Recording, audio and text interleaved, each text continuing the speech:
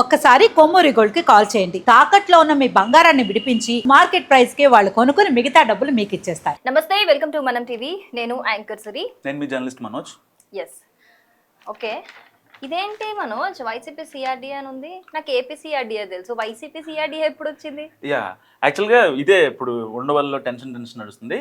YCP సిఆర్డీఏ పరిరక్షణ సమితి అంట. ఎప్పుడు వచ్చింది ఇది? వాళ్ళే పెట్టుకున్నారు. వాళ్ళే పెట్టుకున్నారు. నాకు కూడా యాక్చువల్గా నాకే డౌట్ వచ్చింది. పర్మిషన్స్ ఏం అవసరం? ఇంకా వాళ్ళకి పర్మిషన్ ఏం అక్కర్లేదు. యాక్చువల్గా వైసీపీ సిఆర్డీఏ పరిరక్షణ సమితి అక్కడ రాజధాని ప్రాంతంలోకి వెళ్ళి అక్కడ భూముల్ని అడ్డగోలుగా లాక్కున్నారని, పంటలు పండించాల్సిన నేల మీద బిల్డింగ్లు కడుతున్నారని, అక్కడ ప్రజాధనాన్ని వృధా చేస్తున్నారని చెప్పి వీళ్ళు వెళ్తుంటే అక్కడున్న టీడీపీ కార్యకర్తలు కావచ్చు, ఆ భూములు ఇచ్చినటువంటి రైతులు కావచ్చు, వాళ్ళందరూ ఒకసారి అంటే ఎట్లా అంటే ఒక నెక్స్ట్ లెవెల్లో కార్లు మొత్తం ధ్వంసం చేస్తారు. ఇప్పుడు దీన్ని వైసీపీ అంటే ఒక సేఫ్ గేమ్ లాగా వాళ్ళకి సింపతి లాక్కోవడానికి చాలా పెద్ద ఎత్తున ప్రయత్నిస్తుంది. ఒక్కసారి ఆ వీడియో చూడండి.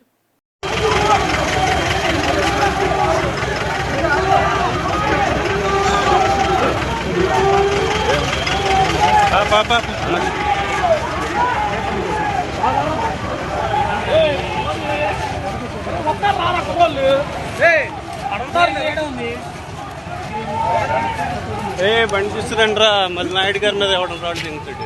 సో మనోజ్, ఈ వీడియో చూసినాక నాకు డౌట్ వచ్చింది. సో ఫస్ట్ నుంచి కూడా వైసీపీ అనేది అమరావతికి వ్యతిరేకమే, ఎక్కడ కూడా సపోర్ట్ చేయలేదు అసలు. ఈవెన్ టీడీపీ వాళ్ళు దాన్ని లేవనెత్తినా కూడా చాలా హాస్యాస్పదమైన వ్యాఖ్యలు చేసి అదంతా రచ్చరచ్చ చేయడం కూడా మనం చూసాం. అవును, గతంలో అమరావతి దేవుళ్ళ రాజధాని కాదు వేషల రాజధాని అని చెప్పి చాలా ఇంకా చాలా ఉన్నాయి, అలాంటివన్నీ చేశారు.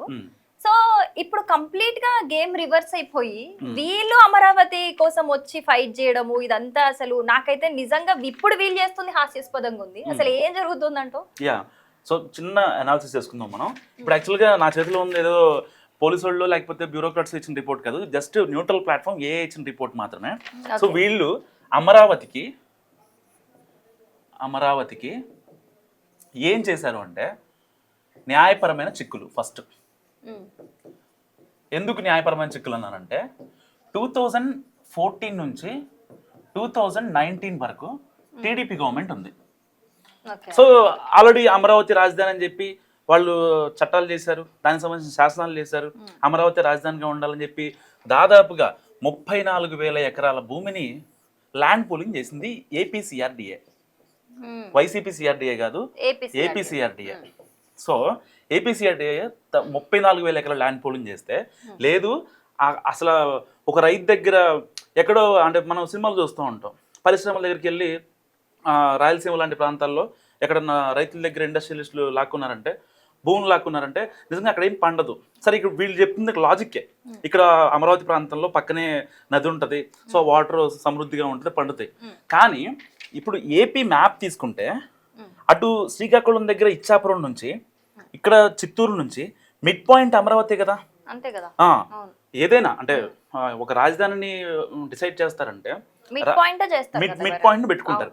సో అదే ప్రతిపాదనతో చాలా సార్లు 2014 నుంచి 2019 వరకు చాలా క్లారిటీగా చెప్తుంది. అయినా సరే వీళ్ళు పట్టించుకోలేదు. సరే, వీళ్ళు వచ్చిన తర్వాత ఏం చేశారు, ఇంకోటి డీసెంట్రలైజేషన్ చేశారు. 3 రాజధానులు పెట్టారు.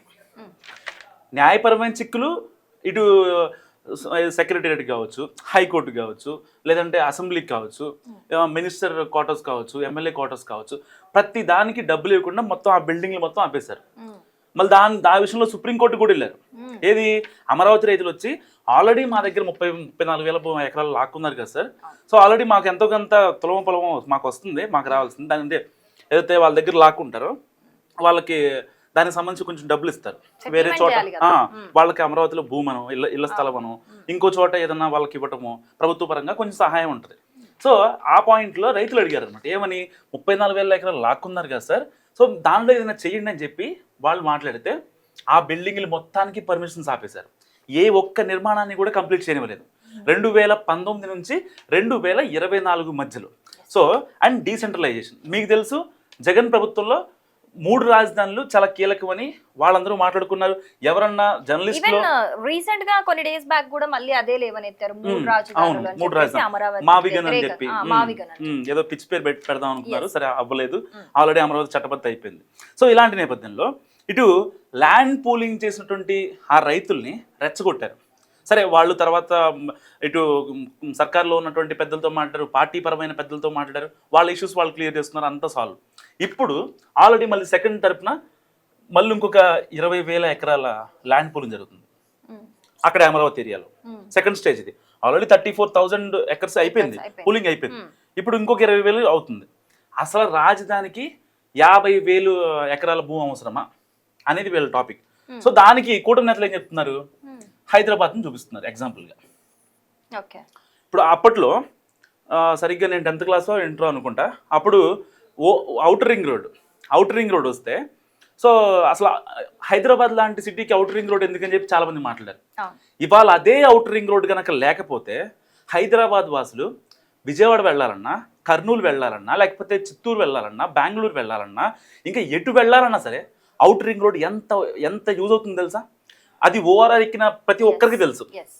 అది ప్రతిరోజు చాలా మంది ఫీల్ అవుతూ ఉంటారు, ఎవరు బయటికి చెప్పలేరు. సో అంత యూజ్ అవుతుంది. ఇప్పుడు దానికి మళ్ళీ పక్కన రీజనల్ రింగ్ రోడ్ పెడుతున్నారు. సో అది అంటే భావితరాల కోసమే కదా. ఇప్పుడు ఈ జనరేషన్ గురించి ఆలోచిస్తే రేపొద్దున మరి ఎట్లా? సో అందుకనే విజనరీ ఉన్న నేత అని చెప్పి చంద్రబాబు నాయుడు గారు పిలుస్తారు సిబిఎన్. సో మళ్ళీ ఇప్పుడు మనం విజనరీ సిబిఎన్ అంటే ఈ హైదరాబాద్ సిబిఎన్ టాపిక్ వచ్చినప్పుడు కూడా ఇప్పటికి స్టిల్ తెలంగాణ వాసులు కూడా చాలా మంది ఒప్పుకునేది ఏంటి అని అంటే, హైదరాబాద్ కి ఏదైనా స్టార్టింగ్ డెవలప్మెంట్ ఉంది అని అంటే అది సిబిఎన్ గారి నుంచే వచ్చింది. ఆయన విజన్ వల్ల ఆయన చాలా చేశారు, అది ఇప్పుడు కూడా యూజ్ అవుతుంది అనేది. అంటే కేసీఆర్ గారు చేశారు, పార్టీల గురించి అంటే స్టార్టింగ్ పాయింట్ ఎవరు ఇచ్చారు, స్టార్ట్ ఎవరు చేశారు అనేది ఇప్పటికీ. అంటే హైటెక్ సిటీ సైడ్ వెళ్ళినా కూడా ఫస్ట్ చంద్రబాబు గారి పేరే వినిపిస్తుంది ఇప్పటికీ కూడా. ఎందుకంటే ఆయన విజన్ అలాంటిది, ఆయన ఒక 20 years ఫ్యూచర్ ని ముందే ఆలోచించి మరి డెసిషన్స్ తీసుకుంటారు అని చెప్పి అది ఆల్రెడీ హైదరాబాద్ విషయంలో ప్రూవ్ అయింది.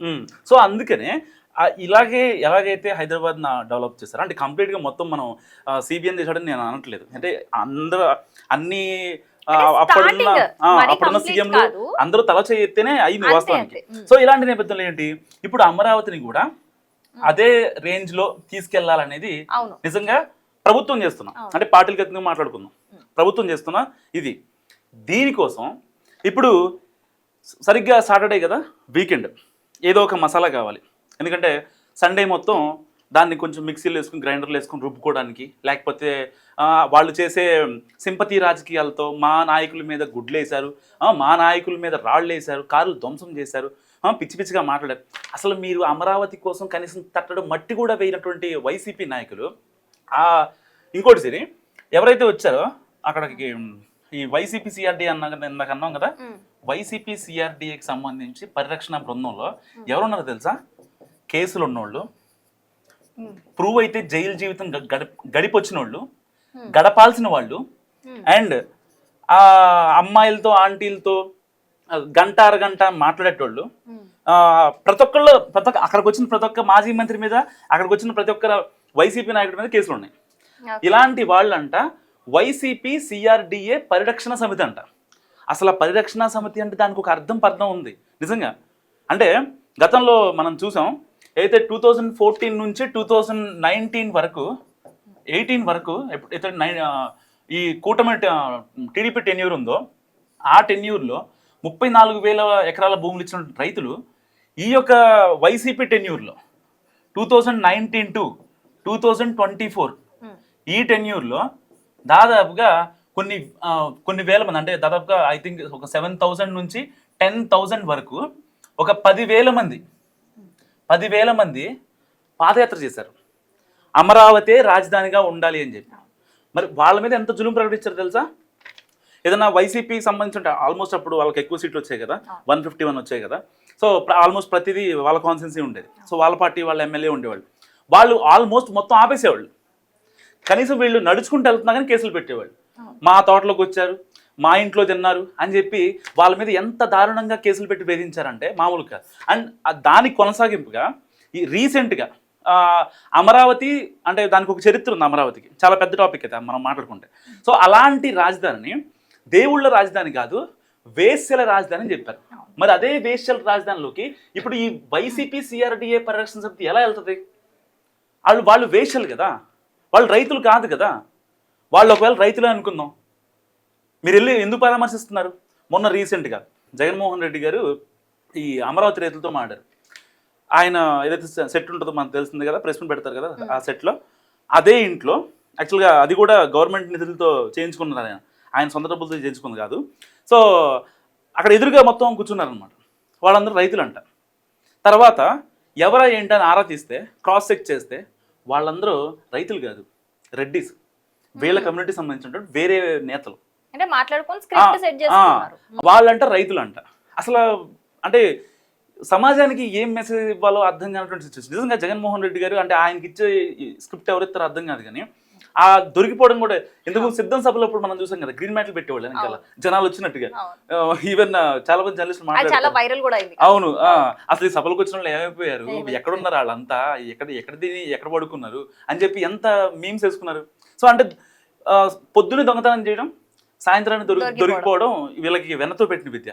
సో ఏదేమైనప్పటికీ వైసీపీ రాజకీయాలు మానుకోవాలని ఇటు కూటమి నేతలు అటు ప్రజలు కూడా గట్టిగా మాట్లాడుతున్న పరిస్థితి. నువ్వేమంటావు? ఓకే, సో ఫైనల్ గా అయితే అంటే ఇదంతా చూస్తే ఏమనిపిస్తుంది అని అంటే, ఏది ఏమైనా వాళ్ళు అమరావతిని రాజధానిగా అవడం అయితే వాళ్ళు ఆపలేరు అనే విషయం వాళ్ళకి క్లారిటీ వచ్చేసింది. సో దానికి సన్నద్ధం కూడా అంటే స్టార్ట్ కూడా అయిపోయాయి. అమరావతి క్యాపిటల్ అవ్వడానికి ఆల్రెడీ జరుగుతున్నాయి, పెద్ద ఎత్తున కార్యక్రమాలు జరుగుతున్నాయి. కాబట్టి వాళ్ళకు క్లారిటీ ఉంది ఏంటి అని అంటే, నెక్స్ట్ వాళ్ళ గవర్నమెంట్ వచ్చినా కూడా క్యాపిటల్ అనేది అమరావతి అనేది వాళ్ళకు క్లారిటీ వచ్చింది.